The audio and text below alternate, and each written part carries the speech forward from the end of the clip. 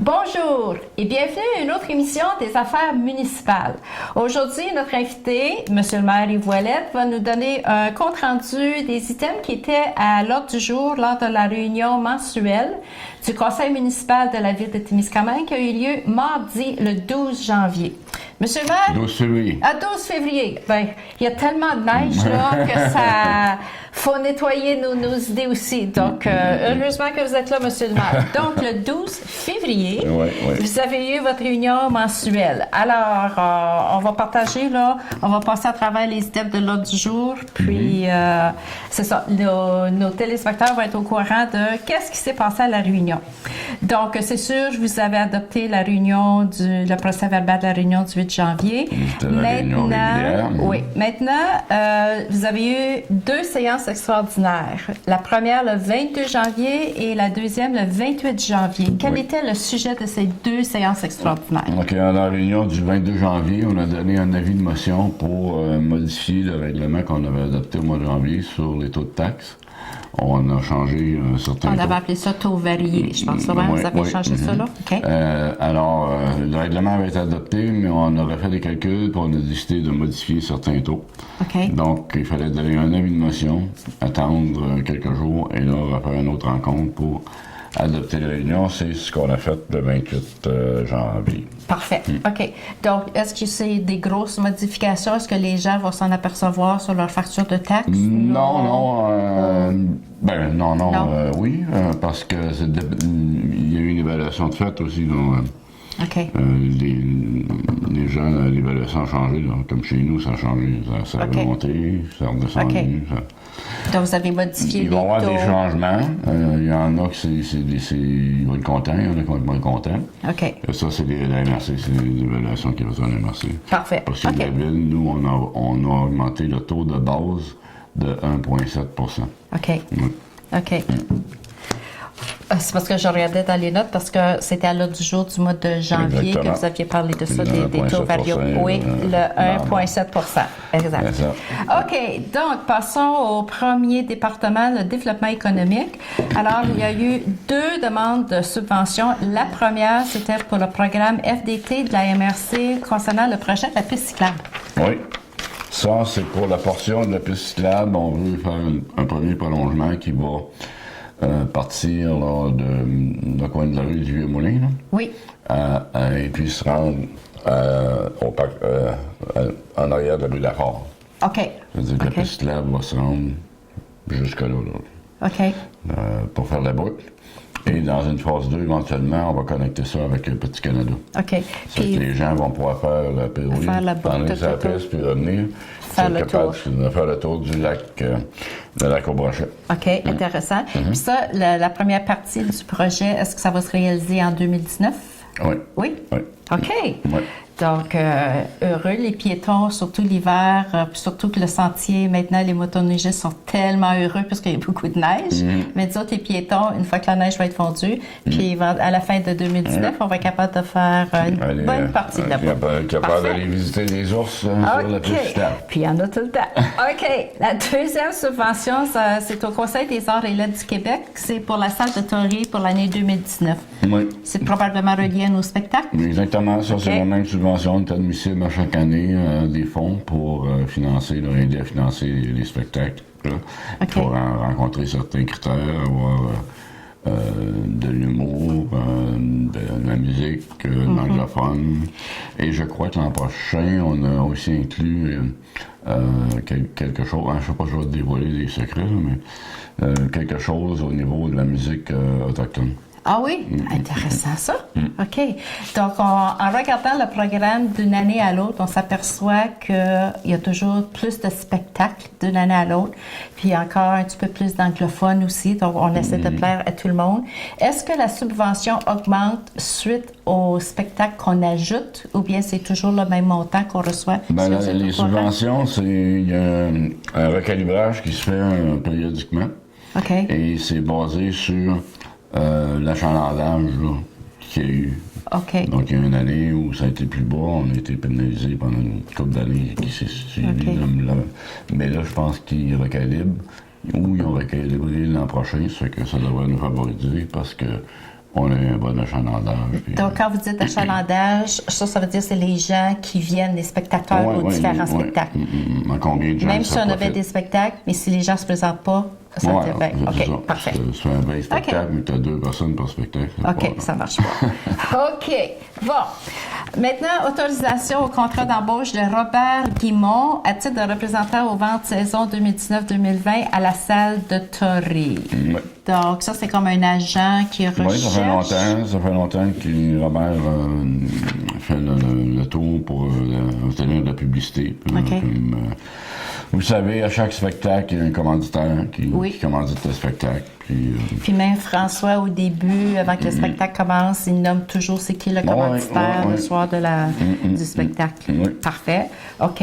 Donc ça, c'est un contrat qui se renouvelle à chaque année avec Robert Guimond? OK. Ensuite, là, vous avez adopté la politique familiale et la politique des aînés. Donc, c'est sûr, si vous l'avez adopté, est-ce qu'il y avait... C'est pas un règlement? Donc, c'est juste... OK. Donc, une mise à jour.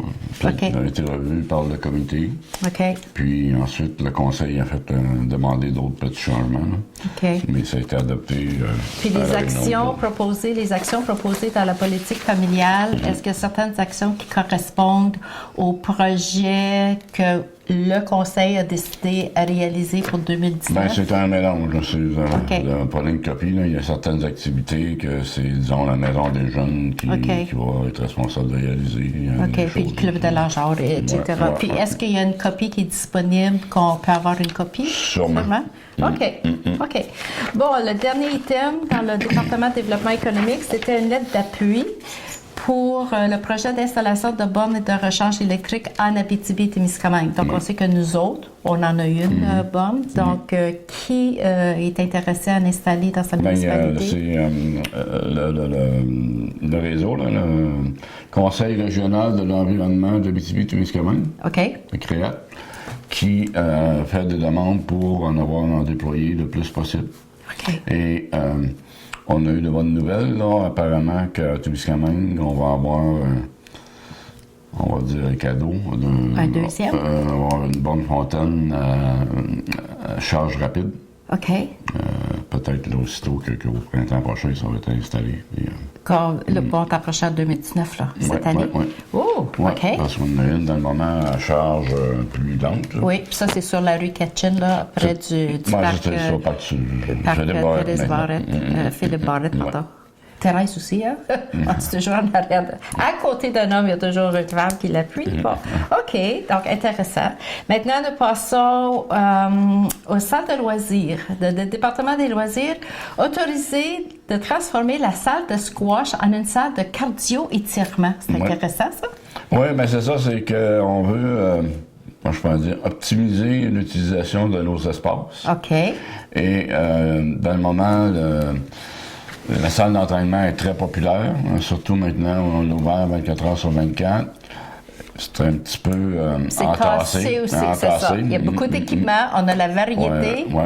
Fait qu'il y a de l'équipement qui s'est transféré dans la salle de squash. OK. Et qui permettrait aussi, là, pour faire les étirements, d'avoir plus d'espace. C'est surtout le volet cardio. Mais est-ce que la salle de squash va rester pareille? Est-ce parce que c'est moins occupé, la salle de squash? Est-ce que c'est pour ça que vous installez l'équipement là? On a regardé pour le nombre de personnes qui jouent au squash versus le besoin qu'il y a en cardio. Malheureusement. OK. Donc, le groupe était petit. OK. OK. Puis ça va se réaliser bientôt. Donc, ça veut dire que c'est juste un transfert de certaines pièces d'équipement, certains équipements qui vont transférer dans la salle de squash. C'est ça. Ils vont peut-être avoir besoin d'un petit peu d'aménagement. OK. Vous avez mentionné maintenant que la salle d'entraînement est ouverte 24 heures. Quels sont, avez-vous des commentaires? Est-ce que c'est achalandé? Est-ce que les gens s'en servent de ce service-là? C'est nouveau. Je n'ai pas vraiment eu le temps de regarder ça. Moi, je suis à Ottawa la semaine dernière. Okay. Parce que moi, j'ai eu des commentaires, quelques commentaires, puis il y en a, ceux qui s'en ont servi, ils l'ont essayé. comme à 6 heures le matin, puis il était vraiment satisfait, là. En tout cas, d'après ce que moi j'entends, là. C'est une demande qu'on avait déjà depuis plusieurs années. Oui. Puis là, maintenant, Mais espérons, parce que le but, c'était, comme vous aviez mentionné, c'était d'encourager les employés de Rainier aussi, s'ils voulaient venir faire leurs exercices. Ceux qui travaillent sur les corps, c'est difficile pour eux de... Oui. OK. Bon, jusqu'à date, là, c'est des bonnes nouvelles.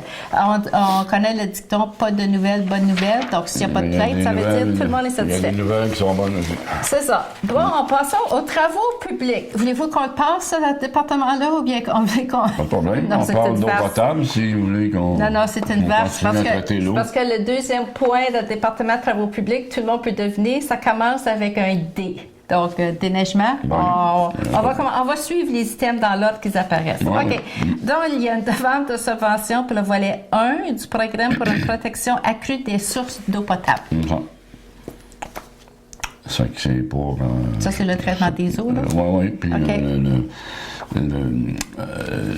tout ce qui est l'eau qui vient à l'usine de traitement. OK. Je pense qu'on avait déjà parlé de ça. OK. Ça, c'est normal aussi, puis c'est normal à chaque année, ça. Là, vous avez adopté, le Conseil a adopté mardi soir, je répète la date, le 12 février, vous avez adopté la politique du déneigement. Donc, est-ce que ça veut dire qu'il n'y en avait pas avant ou bien vous l'avez modifié, vous l'avez mis à jour? Non, on l'a mis à jour. OK, c'est une mise à jour, la politique. Oui. OK. Parce que là, vous vous apercevez que... Est-ce que vous avez besoin de plus d'employés? Non, la dernière politique était... c'était notre premier essai. OK. Donc là, vraiment, la politique, tout ce qu'elle dit, c'est quels endroits sont prioritaires. OK. Donc, vous avez une liste. Quelles rues qui sont prioritaires? OK. Oui. Fait que c'est ça, ça a été mis à jour. Ça. OK. Pour ce qui est du déneigement, on s'attendait d'avoir... J'ai vu qu'il y avait eu beaucoup de va-et-vient sur Facebook, là, mais... OK. Mais vous savez que mardi soir, lors de la réunion du 12 février, M. le maire, il y avait une grosse tempête de neige. Donc, la preuve était là. Les gens étaient pris dans leur maison. Peut-être, j'essaie de vous donner une raison pourquoi il y en a qui étaient absents à la réunion. Alors, écoutez, c'est l'hiver, puis c'est un hiver exceptionnel. Comme je disais tantôt, je vais en parler un peu dans mon rapport de comité tantôt.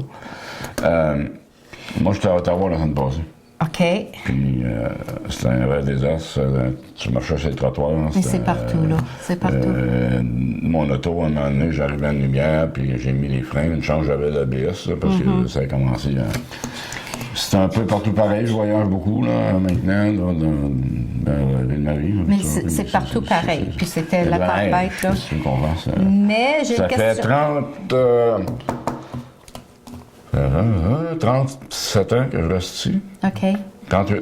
38 ans, le 12 janvier 2019. Ça fait 38 ans. Puis c'est la première fois depuis que je sais que je fais déneiger mon toit. OK. Je m'arrive à...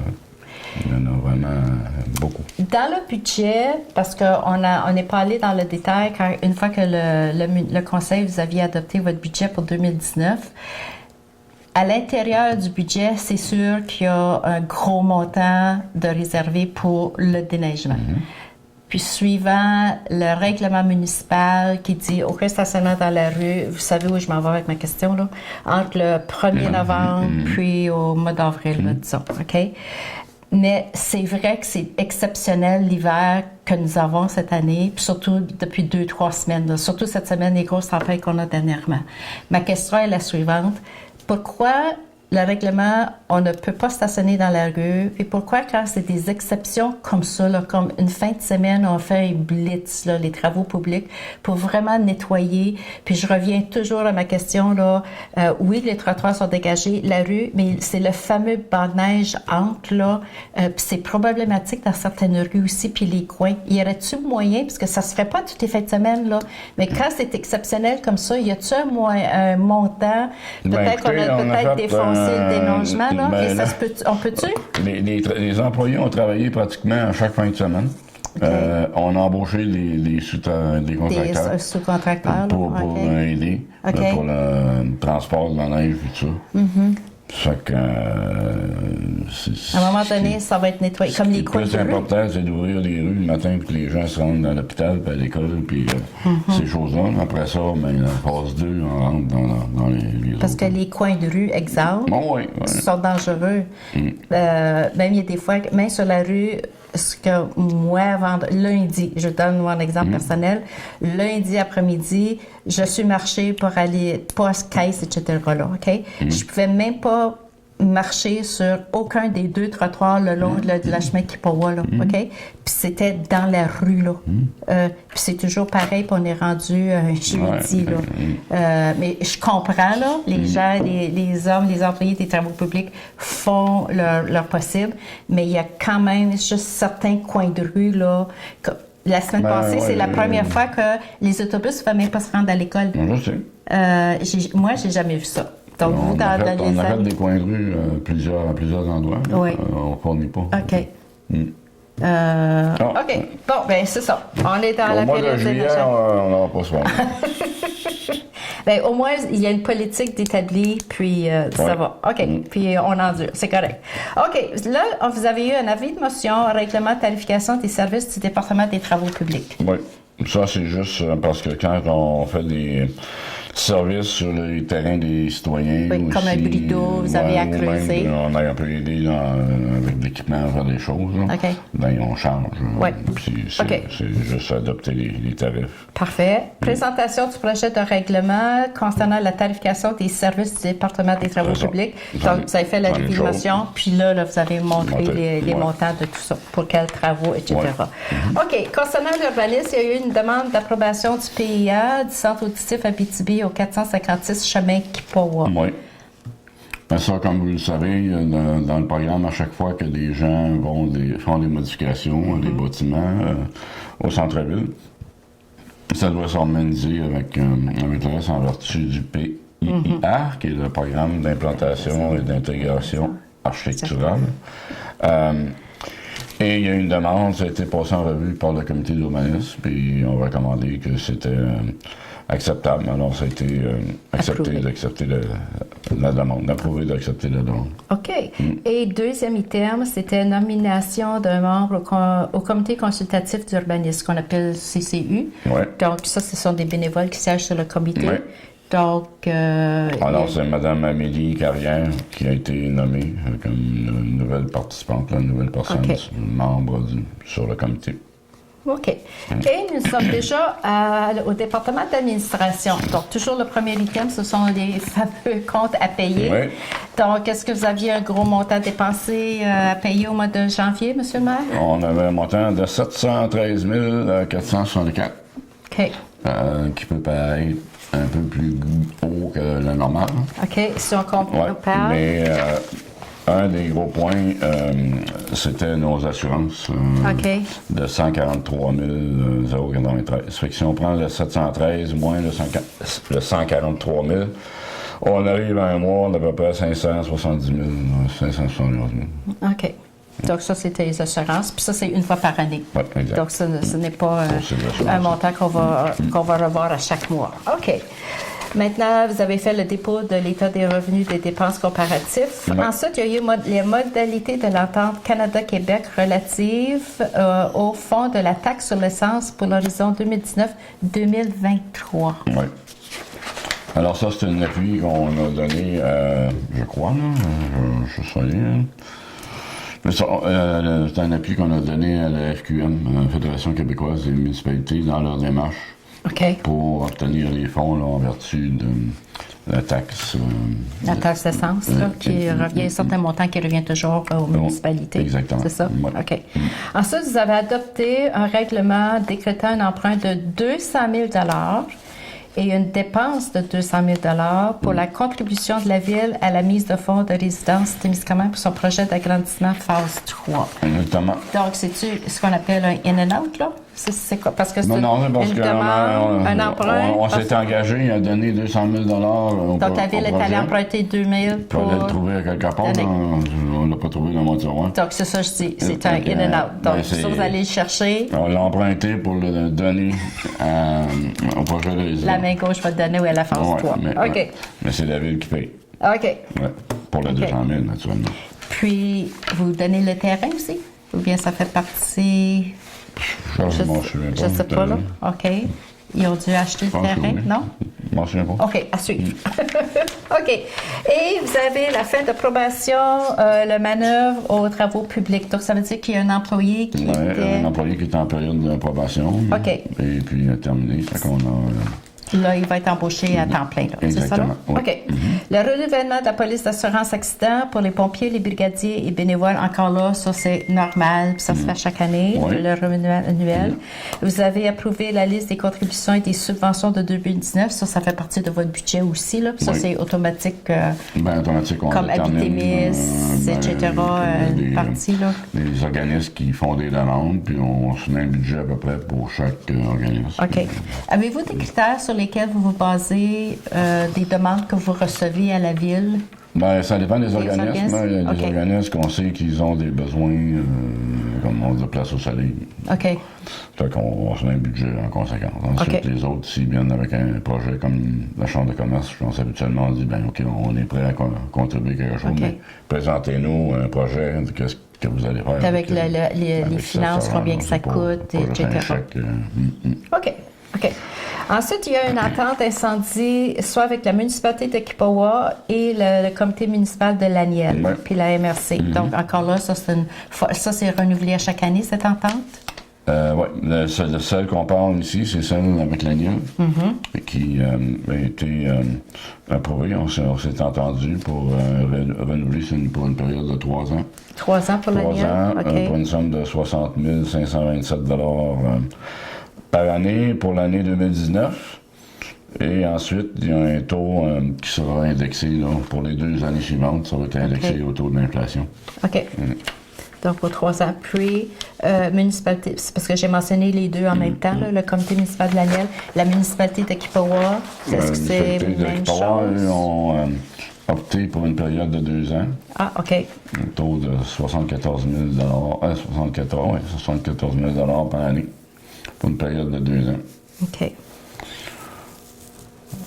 OK. Ensuite, autorisation de conclure une entente de délégation de compétences concernant la vente d'immeubles pour défaut de paiement de taxes des villes à la municipalité régionale de Témiscamingue.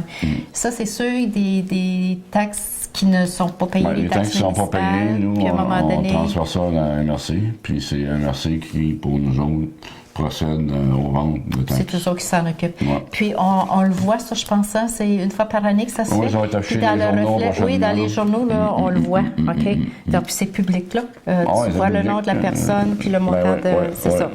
OK.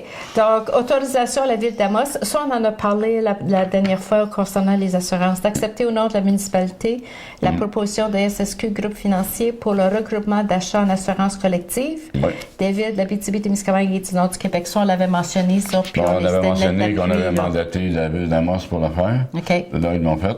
Puis ils ont choisi SSQ. OK. Comme compagnie, les taux étaient plus avantageux, puis les conditions. Alors, donc, la ville d'Amos a déjà fait les recherches. C'est ça. Vous avez présenté ça? On accepte. Là, OK. Vous êtes d'accord. OK. Autorisation prélèvement bancaire à la SSQ. Donc, j'imagine que ça va suite à ça. C'est la même chose. Ça, au lieu de faire des chèques... des paiements par mois ou 3 mois. Il y a des prélèvements bancaires. OK. Un prélèvement bancaire. OK. Nomination d'un représentant au transport adapté. Donc, qu'est-ce que ça veut dire? C'est un conseiller qui a été nommé?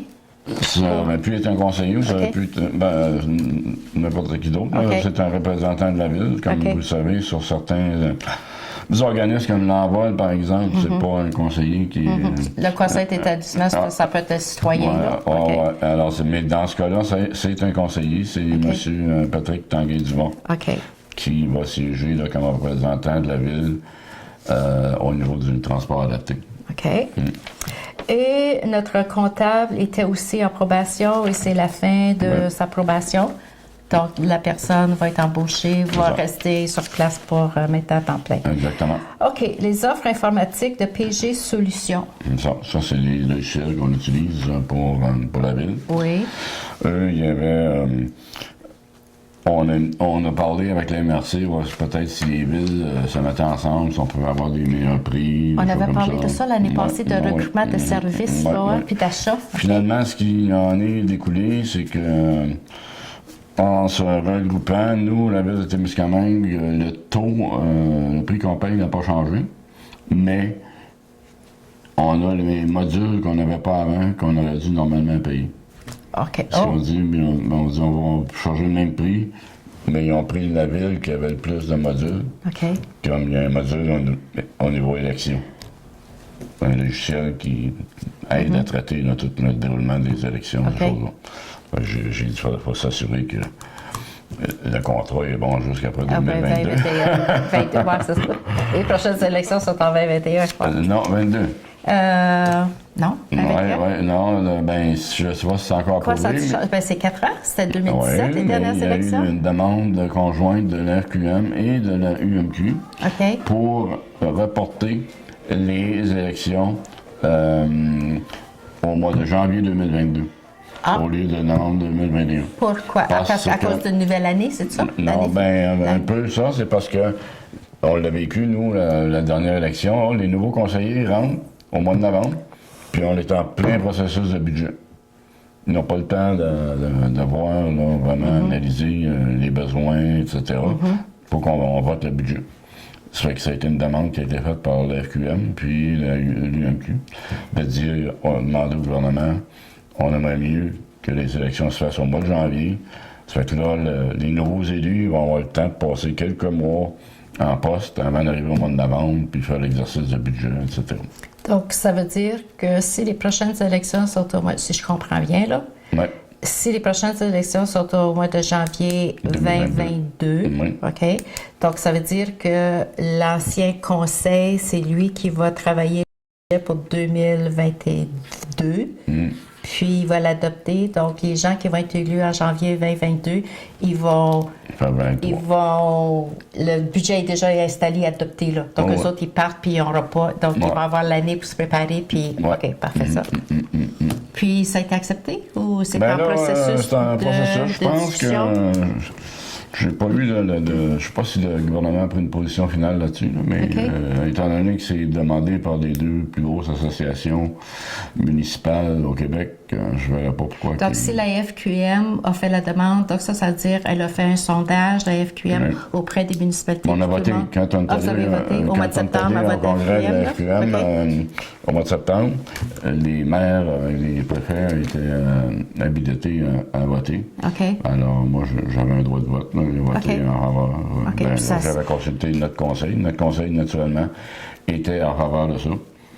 C'est une très bonne idée, parce que c'est vrai, puis surtout les nouveaux qui arrivent, qui n'ont pas l'expérience, qui ne savent pas, puis tu te fais pas noyer, mais tu sautes dans la piscine, comme on dit, puis quand il faut t'atteindre que... excellent, ça. OK, donc ça va être à suivre, puis c'est sûr qu'on a encore 2 ans, là, à en parler. OK, donc maintenant, le soutien au Cercle des fermières du Québec. OK. Alors, le Cercle des fermières du Québec, ils ont un genre de projet, là, ils font des choses, ils remettent l'argent dans les... Mais nous autres, on n'a pas un groupe de Cercle des fermières à Non. Mais au reste, il y en a Ville-Marie ailleurs. On est solidaires.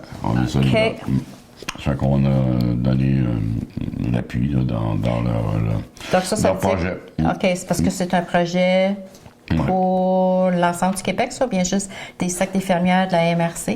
C'est la demande qu'on a eue, c'est les Cercles des fermières du Québec. OK. OK. Bon, appui à la MRC de Témiscamingue concernant le registre des armes à feu. Donc, service d'immatriculation des armes à feu du Québec. Donc, ça veut dire quelqu'un qui achète un fusil qui va aller enregistrer son... Il y a un gros débat là-dessus. Son arme à feu. La MRC s'est positionnée en disant qu'elle a demandé au gouvernement, la lettre est déjà partie, parce que la MRC a déjà fait sa résolution. Demander au gouvernement du Québec de mettre un moratoire d'1 an et d'aller en consultation publique. OK. Pour écouter encore plus les gens, il y a beaucoup de gens qui sont préoccupés, autant d'un côté ou de l'autre. Là.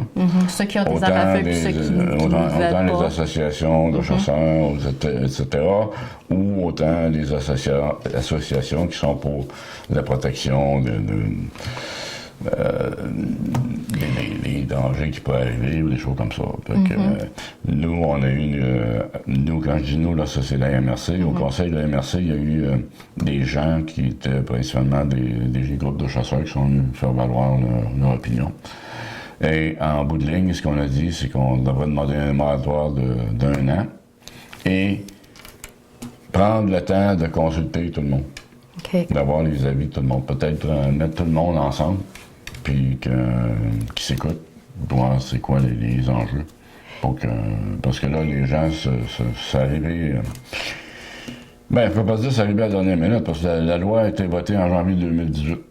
Okay. La date limite pour enregistrer les armes, c'était la fin janvier 2019. Mais là, tout d'un coup, au mois de janvier, il y en a qui se sont réveillés. Il y aurait pu avoir un mouvement qui se serait fait avant, mais là, c'est ce qu'on dit. C'est maintenant que les gens s'expriment, donnons-leur l'opinion de s'exprimer. C'est ça que la MRC a fait. Alors, ce qu'on a fait, en gros, c'est qu'on a adopté la même résolution de la MRC qui dit qu'on va avoir une consultation publique. Que le gouvernement du Québec fasse une consultation publique, mais que la MRC va faire sa propre consultation elle aussi. Fait que nous, dans notre résolution, on dit qu'on va appuyer la MRC dans sa démarche. Et s'il y a des sessions de consultation qui se passent à Témiscamingue ou des choses comme ça, on va faciliter. Donc, les gens vont être capables de venir à la réunion publique puis s'exprimer, puis on va avoir leur son de cloche, comme on dit.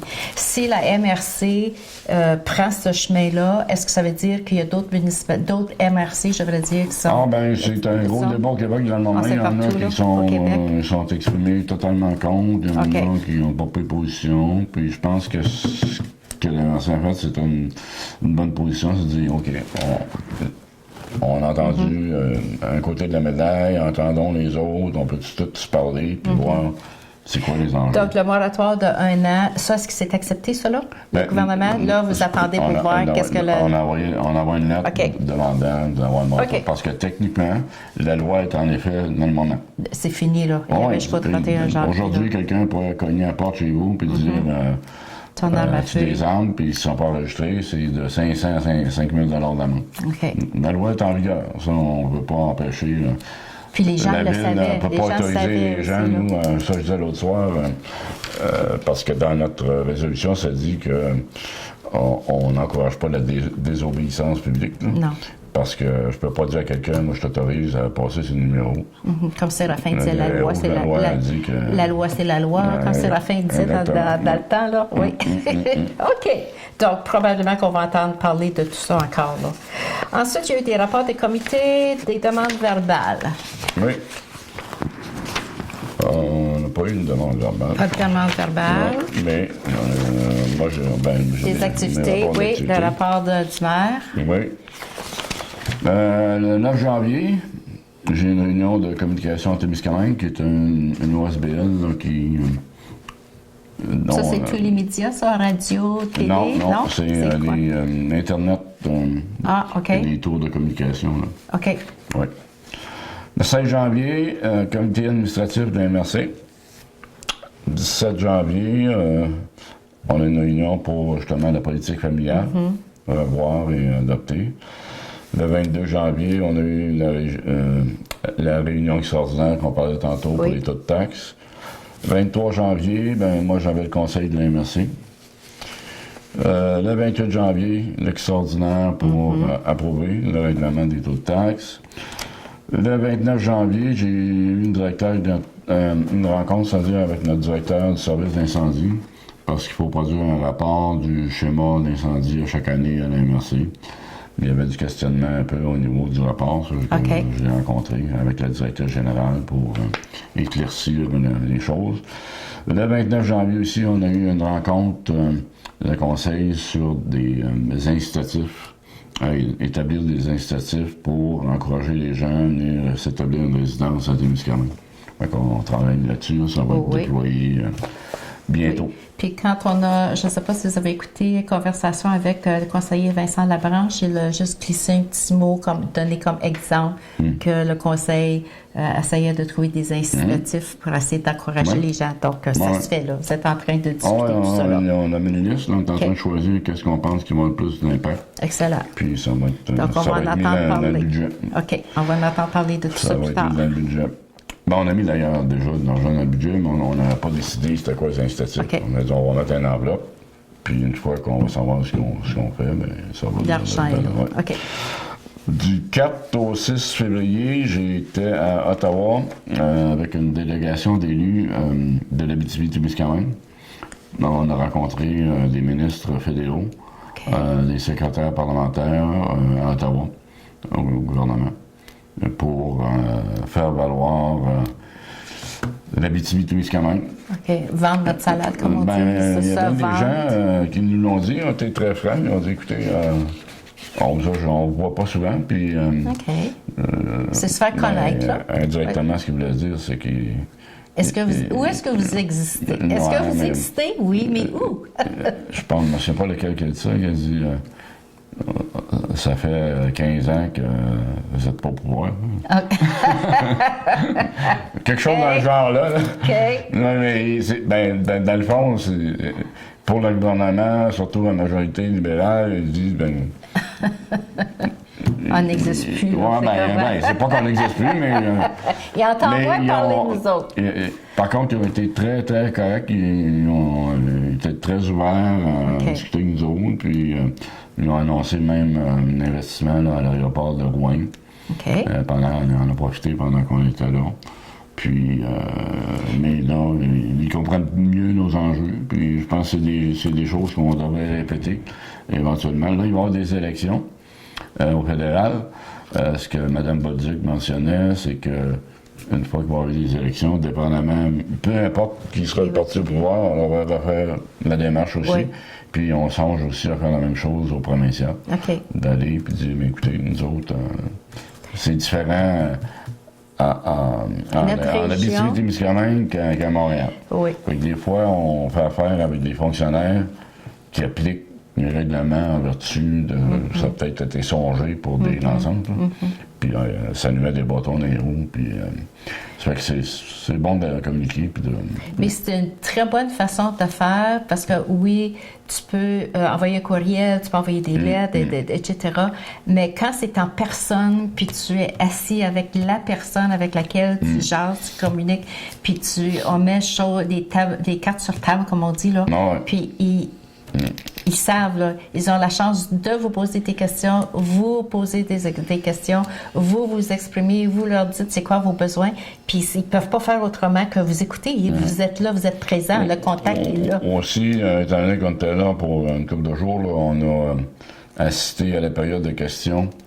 À Ottawa, à la Chambre des communes. Alors, si vous voulez avoir une idée à peu près de comment ça se passe, comment ça se déroule, etc., vous pouvez probablement aller dans une classe de 4e ou 5e année ici, où les jeunes jouent avec leur cellulaire. Ils s'inscrivent après. Puis, c'était très instructif comme... Donc, nous autres, les réunions du conseil, c'est vraiment tranquille, d'abord, comparé à la Chambre des communes. Mais il n'y a pas de caméra, par exemple, de cacher lors vous avez votre séance préparatoire. Parce que là, il y a sûrement des discussions. Puis là, c'est comme les jeunes là, OK, peut-être vous n'avez pas ça, mais vous parlez fort. Mais on a la liberté de s'exprimer. Pourquoi pas? Puis vous aviez la chance. Quelle bonne idée que vous avez eue de le faire, puis de le faire avec le provincial, puis de continuer avec le nouveau gouvernement, peu importe le parti qui va être élu la prochaine fois. Et c'est ça, c'est de rester en contact et de leur dire, c'est ça, se faire connaître, on est là, tu sais, être visible. C'est la visibilité. Ça, c'est tellement important, ça.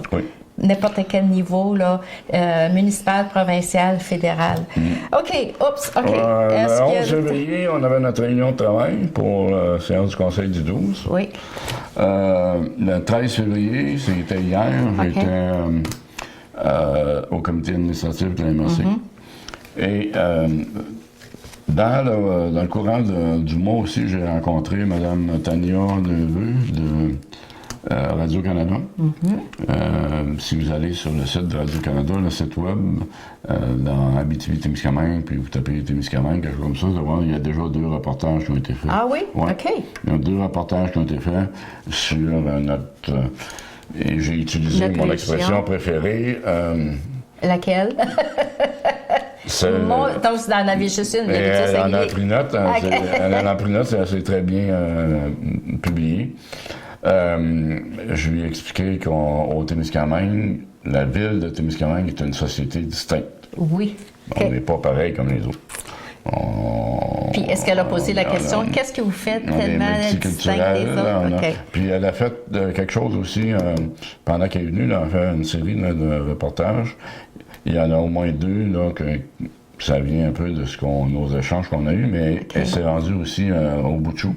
OK. Puis elle a fait un reportage sur les familles où un des parents est anglophone, puis l'autre parent, puis les enfants parlent français ou anglais. C'est intéressant. Multiculturel, multinationalité, multi-ethnie. Mais c'est vrai qu'on est unique. Exact. Ben, au Témiscamingue, sûrement. On est unique. À Témiscamingue, là. C'est où que tu as le même toit, tu as les Français puis les Anglais de maternelle, puis tu sais, c'est encore mieux avant. Ben, oui, OK. C'est ça. Mais au moins, on est sur le même toit. Il y a peut-être une séparation entre les deux, mais on est quand même sur le même toit. Les enfants, ils veulent jouer dans la cour d'école. Oui, ensemble et tout ça. Mais je pense que ça, c'est revenu par exemple. Ça revient. Il y a des gens qui travaillent là-dessus. C'est revenu, là. C'est revenu. On est trop une petite communauté pour commencer à se diviser. Là. Oui. Excellent. Alors, merci beaucoup, M. le maire. Donc, notre prochaine réunion, c'est encore la même date. Ça veut dire le 12. Donc, mardi, le 12 mars, vous allez avoir votre prochaine réunion du conseil municipal. Donc, on va se retrouver suite à cette réunion-là. Donc, on invite les téléspectateurs, réunion publique, conseil municipal, mardi le 13 mars. Alors, merci beaucoup, Monsieur le maire, et bonne réunion d'ici au 13 mars. Oui.